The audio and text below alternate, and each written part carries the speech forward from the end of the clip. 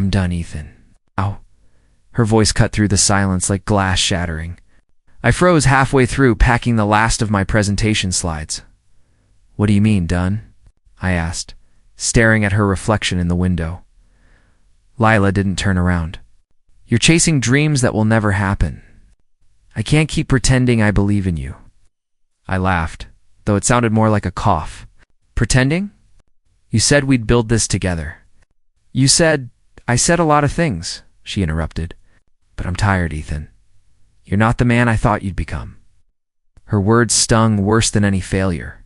I'm trying, Lila. I've been working every night working, she snapped. You call drowning in debt and pitching to ghosts working? Daniel told me you still haven't closed a single deal. The mention of his name made my stomach drop. Daniel told you? She finally turned to face me. He's honest, at least. He understands how the world works. My chest tightened. He's my partner. My friend, her lips curled into a half smile. He's more than that now. I stared at her, the meaning sinking in like poison. You're with him? Her silence said everything. I took a slow breath. So this was the plan all along? Wait until I fall, then walk away with him. Don't make it sound cruel, she said quietly. You're not a bad person, Ethan. You're just not going anywhere? I clenched my fists. Say it, go on. Out. She sighed. You'll never be anything more than a failure. The room went dead still. Even the city outside seemed to hold its breath. I felt something inside me snap. Right? I whispered. Then I guess there's nothing left to say. She stepped forward, her expression softening. Ethan, don't, I said sharply. You made your choice. She looked at me for a long moment, then turned away. I hope you find peace in all this. I laughed bitterly. Peace. No, Lila. I'll find something better. I grabbed my laptop and the old backpack from the corner. My hands trembled as I zipped it up. The apartment felt smaller, emptier, like all the warmth had drained out with her words. Where will you go? She asked quietly. I don't know, I said. Anywhere you aren't. When I opened the door, Daniel was standing there. He looked guilty, but not enough. Ethan, he started. Don't I cut him off. Not a word. He glanced at Leela behind me, then at the bag over my shoulder. It's not what you think. I gave a short, humorless laugh. You think I'm stupid? I didn't plan for this, he said, his voice low. It just happened. Yeah, I said. So did the knife in my back. He flinched. I still want us to work together. We can talk, work with you. I took a step closer. You stole my ideas. You stole her. Daniel's jaw tightened. I did what I had to do. You were holding us back. I stared at him, disbelief curdling into anger. Holding you back? I built the foundation you're standing on. He didn't answer.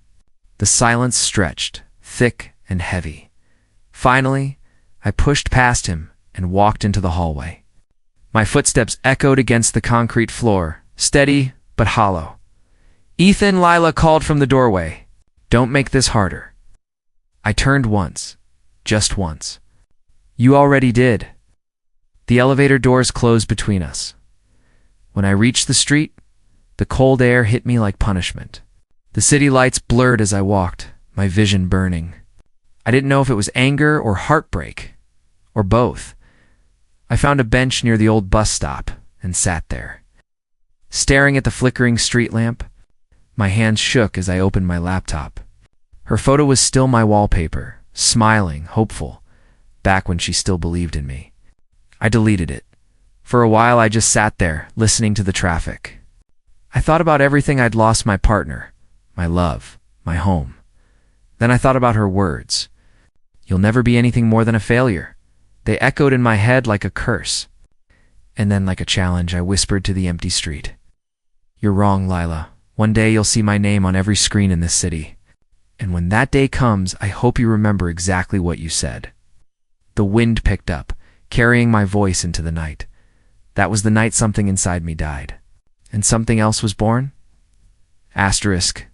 Move that box to the corner, Clara said, pointing at a tiny space between her couch and a pile of laundry. I sighed, dropping it with a thud. Home sweet home. She crossed her arms.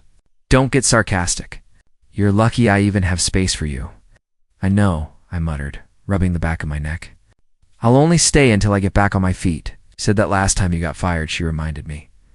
This is different, she raised an eyebrow. Because this time a woman dumped you and stole your best friend? I glared at her. You don't have to say it like that. She softened, sitting beside me. I'm not trying to be cruel, Ethan, but maybe it's time to stop chasing people who never valued you. I looked down at my hands. If I stop chasing, I'll stop moving. That's not true. What is for me? She sighed.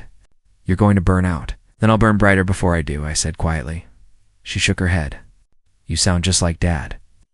That hurt more than she realized. I forced a smile. Then maybe I'll prove him wrong too. The next few days blurred together. I spent my nights hunched over my laptop, freelancing for scraps, designs, code, anything that paid. The walls of Clara's apartment were thin. I could hear her sleeping while I worked. Every time my eyelids dropped, I saw Leela's face, heard her voice. You'll never be anything more than a failure. The words echoed through the silence until anger became caffeine. 3 hours of sleep. That was enough. On the 5th morning, Clara tossed a cup of coffee onto the table. You look like death. Feels accurate. You need sunlight, she said. And maybe a human conversation. I talk to clients. Emails don't count. She threw me a jacket and shoved me toward the door. Go outside. Breathe something that's not desperation. I ended up at a small cafe downtown. I didn't plan to stay, but the place smelled like roasted hope. The kind that reminded me life could still taste good. Can I take this seat? A soft voice asked. I looked up. A woman stood there, holding a mug with both hands. Her eyes were calm, curious. Yeah, go ahead, I said. She sat down and smiled slightly. Rough day? Rough month, I admitted. She nodded. I figured, you've got that trying not to fall apart look, I chuckled. That obvious, huh? I work here, she said. You'd be surprised how many people come in to hide from something. What do you hide from? I asked. She looked at her cup. Silence. It gets too loud sometimes. I understood that. Same. Except mine sounds like someone saying, I'll never make it. She glanced up. Someone important. She was, I said, then looked away. Not anymore.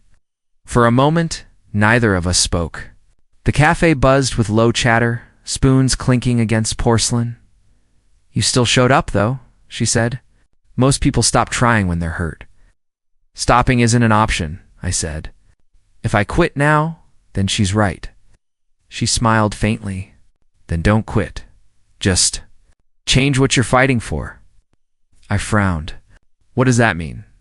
Fight for yourself, she said simply. Her words lingered, sharper than I expected. I didn't even know her name. Something about her voice cut through the fog I'd been living in. I'm Ethan, I said. Sophie. She extended her hand. I shook it, feeling the first bit of warmth I'd felt in weeks. Clara's words echoed in my head. Later that night, you're going to burn out.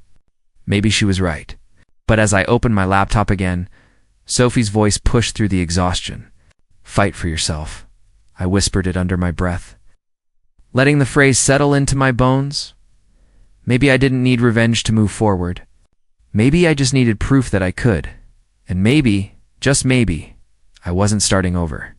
Maybe I was starting from ashes. Clara slammed her phone on the table. You might not want to see this. I frowned. What now? She turned the screen toward me. Lila's face filled the post, smiling beside Daniel under a bright banner, introducing Novatech, solutions redefining the future of connectivity. My stomach twisted. Novatech, I whispered. That was my name. Clara hesitated. They launched it this morning. Looks like they're using your prototype design too. I stared at the photo, heat flooding my chest. They didn't even bother to change the concept. Ethan, I worked on that for 3 years, I said. Every line of code, every model mine. And now they're posing with it like it was their idea. Clara reached for my hand. You can't let this eat you alive. It's already eaten me, I said quietly. Now it's time to return the favor. She gave me a wary look. What are you planning? I'm going to build something better, faster, and I'm going to make them watch. Do you even have the money for that? I'll find it. That night, I sat in front of my laptop, scrolling through investor lists until my eyes blurred. Rejections had become normal, but not tonight. Tonight, every no was fuel. When exhaustion crept in, I heard Leela's voice again. You'll never be anything more than a failure. I whispered to the screen. Watch me. By dawn, I'd drafted a new proposal, my idea reborn. Sleeker, smarter, alive with the anger that kept me awake. I sent it to every contact I could find. By noon, I had one reply. Raymond Vale. The name alone made my pulse jump. The man was a legend, built half the apps dominating the market today. His message was short. Meet me tomorrow. Vale Industries, 9 a.m., don't waste my time. Clara looked over my shoulder. Raymond Vale, you're kidding. Shook my head. I don't even know how he saw it. Luck's finally on your side, she said. Luck's got nothing to do with it. The next morning, I stood in the lobby of Vale Industries, nerves tangled in my stomach. The receptionist glanced up. Mr. Cole? He's expecting you. Inside, the office looked like another world. Cold, perfect. Raymond sat behind a desk older than I imagined, sharp eyes scanning me like I was an unfinished equation.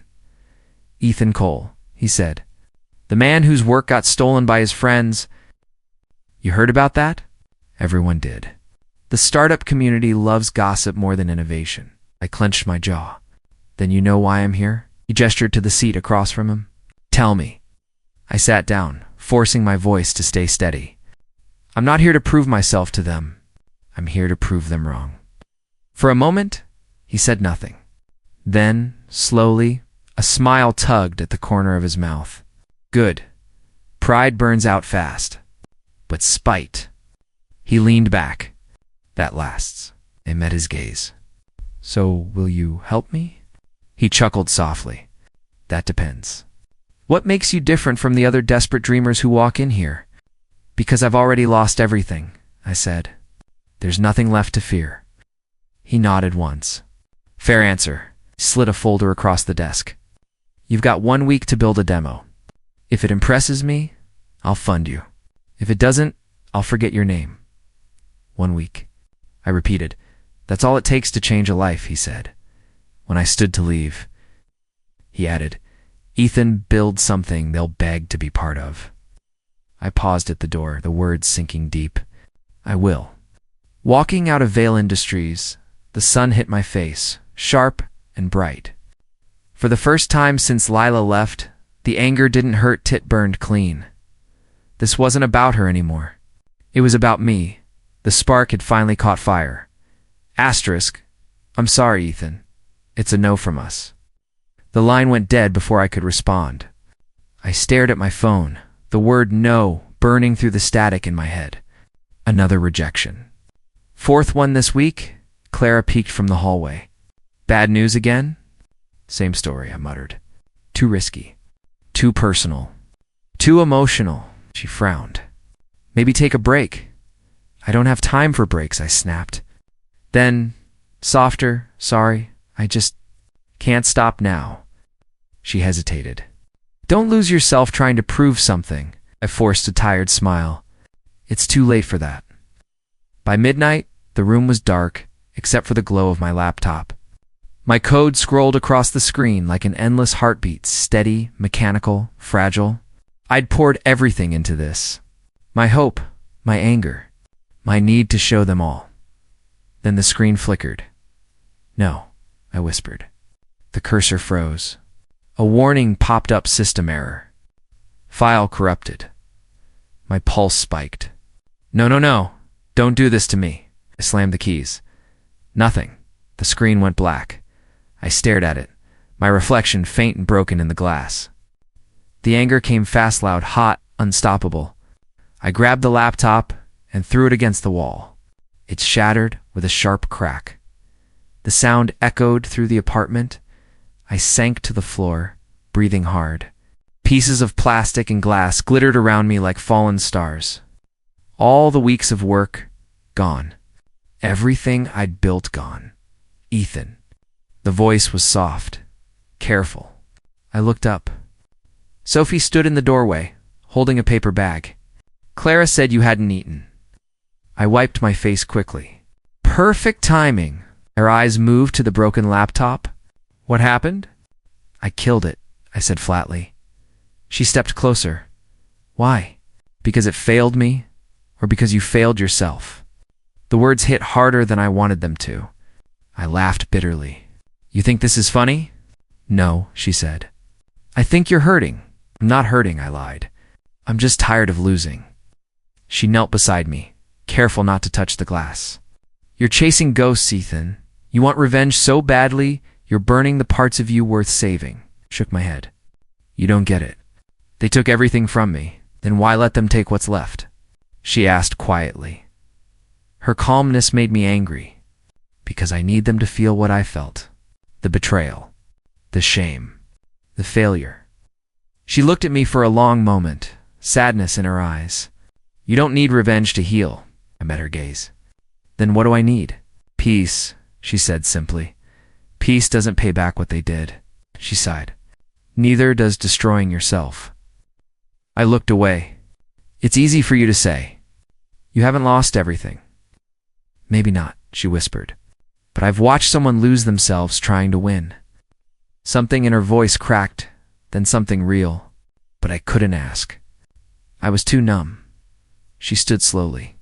I'll leave the food on the counter, Sophie. She paused in the doorway. I didn't ask you to fix me. I know, she said softly. I just hoped you wouldn't break more. When she left, the silence was unbearable. I stared at the broken screen again, its fragments catching the dim light like 1,000 tiny mirrors. Each one reflected a different version of me and Gree. Desperate. Lost. I pressed my palms against my face and whispered, maybe I really am a failure. But even then, beneath the exhaustion, something small and stubborn refused to die. It was the same spark that started all of this, and I knew it wouldn't let me quit. The phone buzzed, just as I was about to give up for the night. Raymond's name flashed across the screen. I answered immediately. Sir Ethan, his voice rumbled, calm but firm. One last pitch. Tomorrow morning. Vale Tower, Conference Room 3. Don't waste it. I sat up straight. Who's the audience? He hesitated. People who can change your life if you impress them. Be ready. Line clicked off before I could reply. Clara poked her head into the room. You look like you've seen a ghost. Maybe I have, I said. Or maybe it's my second chance. She smiled faintly. Then don't blow it this time. Sleep never came. I rehearsed, deleted, rewrote, and finally threw my notes away. Every script sounded fake. What could I tell them that my company was built on revenge and insomnia? That my success was fueled by heartbreak? No, I had to speak like I believed in something bigger than pain. By dawn. I put on my best shirt, the one that didn't look like failure, and headed out. The conference room was massive. Glass walls, long table, a dozen unfamiliar faces. But one face stopped me cold.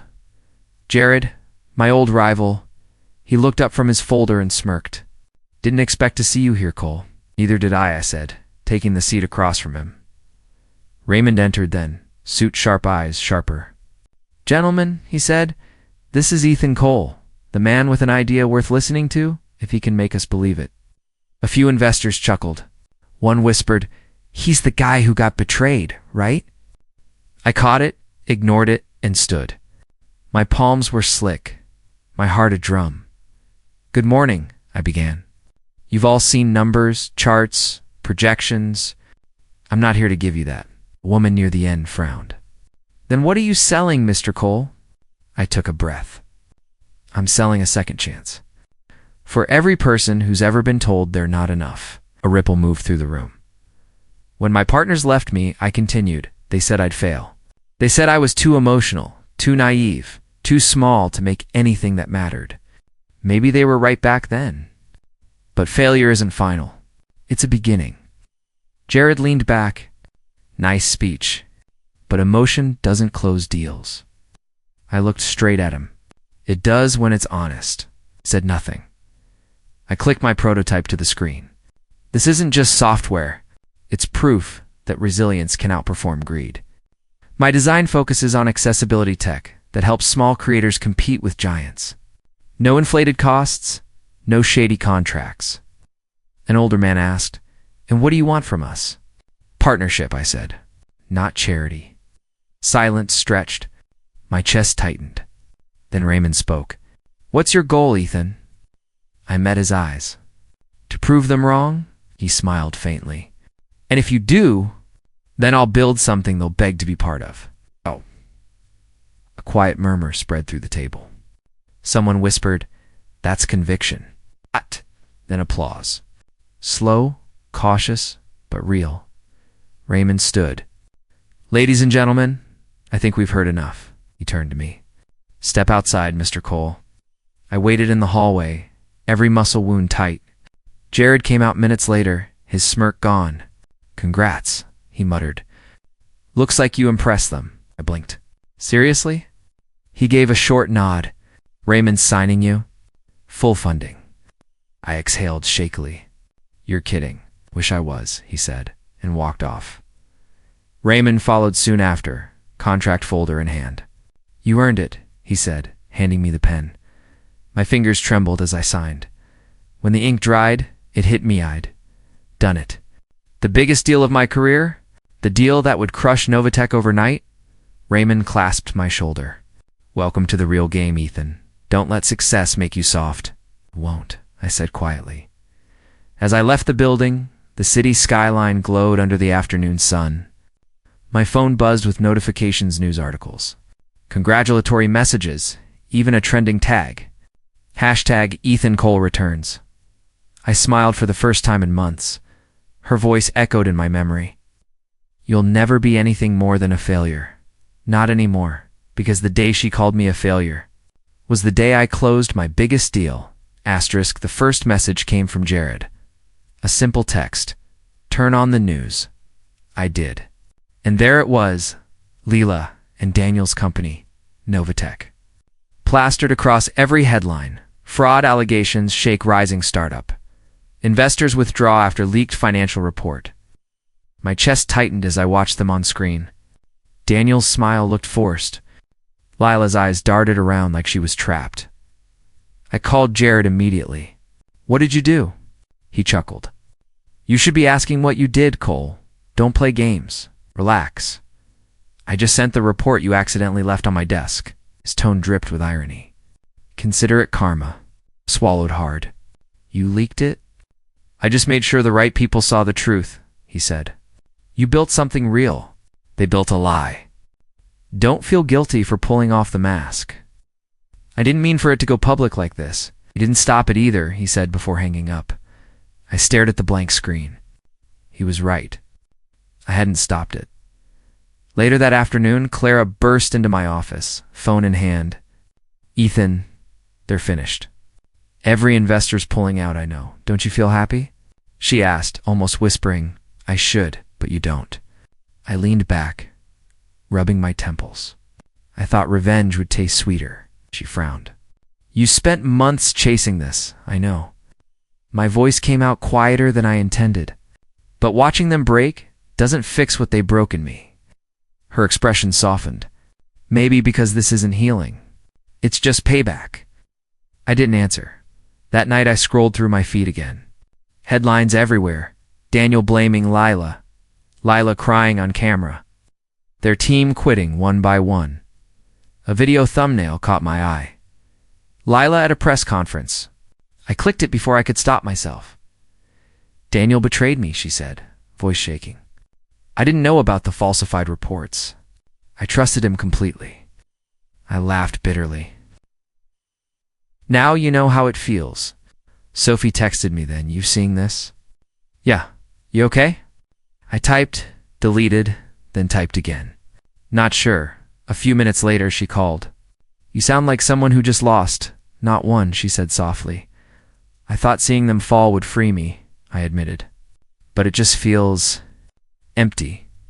Because revenge doesn't rebuild anything, she said. It only burns. I stayed silent. Do you remember what you told me the night your laptop broke? She asked. That I needed them to feel what I felt. And now that they do, I don't feel better, I whispered. She sighed. Then maybe it's time to stop chasing ghosts. Her words lingered long after the call ended. I turned off the news and sat in the dark, the city lights flickering outside. Somewhere across town, Lila was probably doing the same alone, surrounded by everything she'd tried to build on lies. I'd imagined this moment 1,000 times. Her regret, her fall, her apology that would never come. I'd thought it would heal me. Instead, it hollowed me out. For a while, I just sat there, listening to the hum of my computer. Then, for reasons I couldn't explain, I opened an old folder, the prototype that started it all.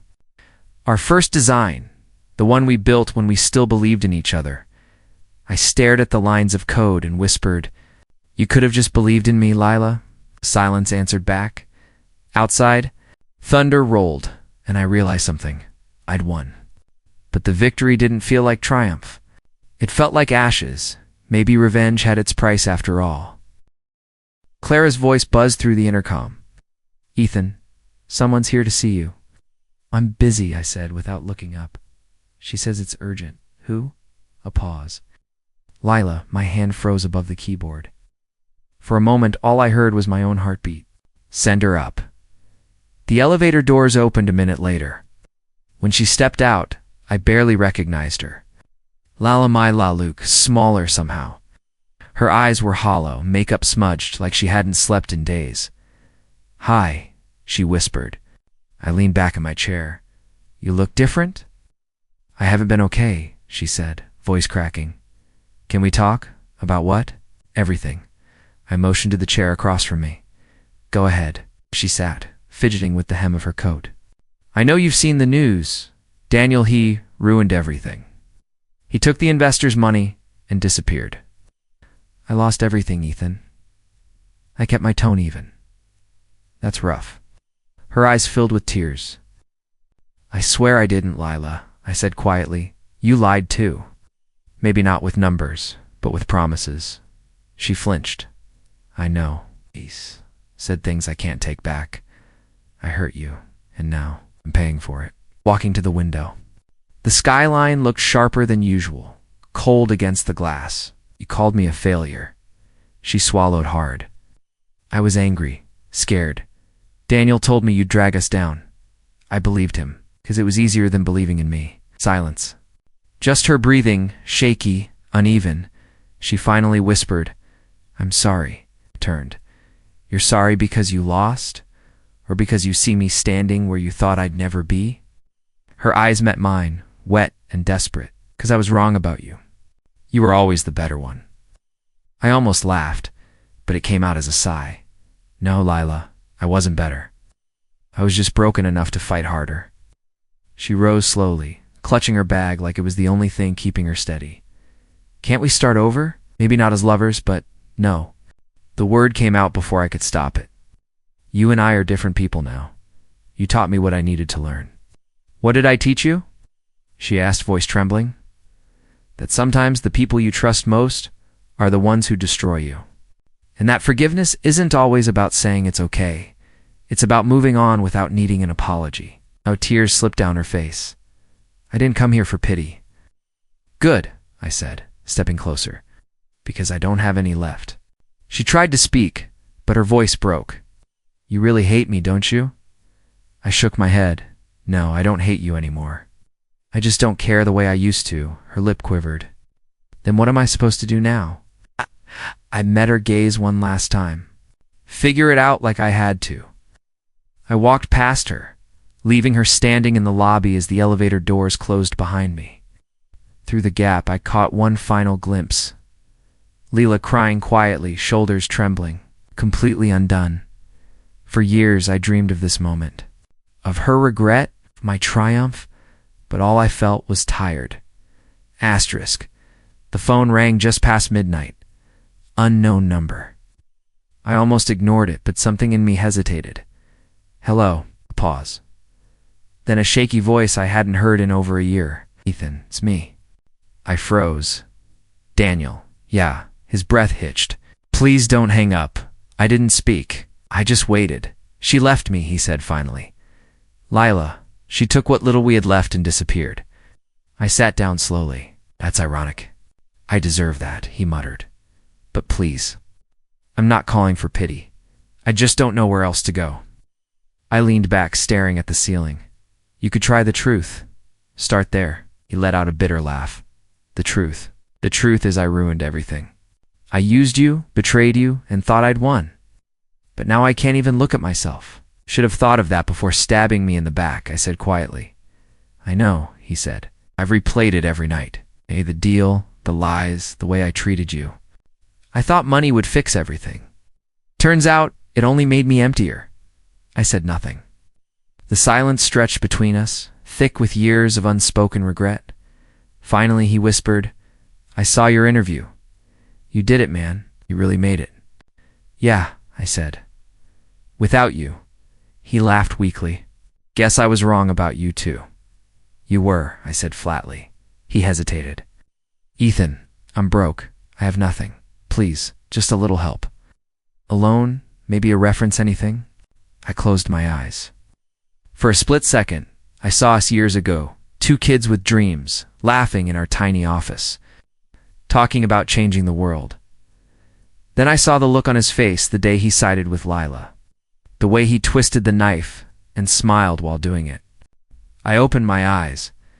Daniel, do you remember what you told me the night you pushed me out? He swallowed, said you'd never survive without us, yeah. And you were wrong, he sighed shakily. No. I don't hate you, I said, surprising myself with how calm my voice sounded. I did once, but I'm done carrying that weight, so you'll help me? No, I said softly, but I hope you find a way to help yourself. Ethan, please, I wish you the best, I said, and ended the call. For a long time, I just sat there, phone still in my hand. My reflection stared back from the dark screen holder, steadier, free. There was no satisfaction, no triumph, just quiet peace.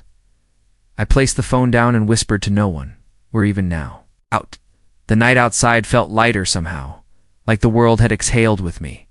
For the first time since everything began, I didn't feel anger or bitterness, just release. Maybe that's what forgiveness really is, not letting them back in, but finally letting them go. The morning sun spilled through the glass walls of my office, warm and calm. My name now glowed on the Dorothy Cole. CEO. Raymond stood beside my desk, hands clasped behind his back. It's time, he said. For what? I asked. He smiled. For me to rest. For you to lead? I blinked. You're retiring? Effective immediately. He chuckled softly. Don't look so terrified. You've earned this. I shook his hand, the weight of his trust grounding me. You believed in me before anyone else did. He nodded. Don't waste that belief on revenge. Build something worth remembering. After he left, Sophie walked in, holding 2 cups of coffee. So, boss, she teased, how does it feel to rule the empire? I smiled, strangely quiet. She grinned. Peaceful quiet or scary quiet? Peaceful, I said. For once. She set the cup down and looked at me with that steady gaze I'd come to depend on. You did it, Ethan. No, I said. We did. She laughed softly. You always deflect credit, and you always keep me human. We shared a quiet moment, no fireworks, no drama, just a people who had walked through the same storm and made it out whole. Later that evening, I drove to the cemetery just outside the city. The air was cool, carrying that faint smell of rain. I found my father's grave beneath the oak tree. The same place I hadn't visited since everything fell apart. I crouched down, brushing dust off the nameplate. Hey, Dad. The words came easier than I expected. I made it. I laughed softly, shaking my head. Not the way I thought I would, but I did. The wind stirred the grass, gentle and calm. It's almost like an answer. I used to think success meant proving everyone wrong, I said quietly. But now I know it's about becoming someone no one can break again. For a while, I just sat there, listening to the wind. No anger, no ghosts, no weight pressing on my chest. Sophie called a few minutes later. "You okay?" "Yeah," I said, smiling faintly. "Better than ever." "Coming home?" "Yeah, just needed to say goodbye properly." When I hung up, I looked up at the sky, soft, endless, forgiving. The past no longer hurt. The scars were still there, but they didn't burn anymore, and for the first time in years, I felt whole. Asterisk, I remember that day like it was yesterday, the way her voice cracked as she said it, the way the room spun after the words hit me. "You'll never be anything more than a failure." For a long time, that sentence lived in my chest like a splinter I couldn't pull out. I heard it in my sleep, in every rejection, in every late night hunched over my laptop. But now, standing here, I almost smile when I think about it. Sophie leaned against the doorway of my office. "You're doing that thing again," she said. "What thing?" "Staring out the window like a tragic movie hero?" I laughed softly.